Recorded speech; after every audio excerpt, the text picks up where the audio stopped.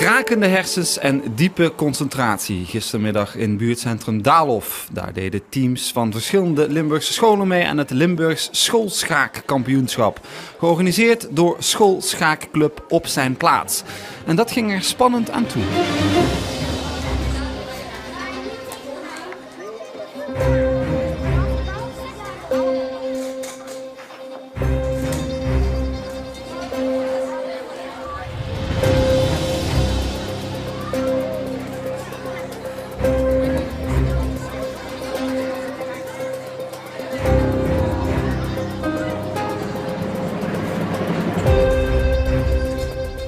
Ja, de eerste ronde is altijd spannend omdat je weet niet hoe de spelers zijn.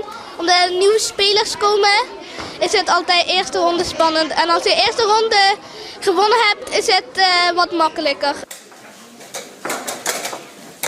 Spannend voor de eerste keer, maar ik geloofde in mezelf, dus ik dacht, ja, het komt wel goed. 1. You receive Maastricht 2 on table 5. Tegen Talentencampus Venlo 2. Het was wel leuk, maar ik heb wel verloren. Maar het gaat om het spelen, niet om het winnen. Dus. En waarom was het zo moeilijk? Omdat ik een tegenstander had die toch wel wist wat hij deed. Weten wat je doet, is dat bij schaken inderdaad het belangrijkst. Hoe slim moet je eigenlijk zijn om goed te kunnen schaken? Dat hoeft niet, maar het kan wel. Als je slim bent, kan je ook meer weten. Moet je ook vooruit denken. Als die dat speelt, dan moet je dat spelen en dat. Daarom een beetje slim zijn moet ook.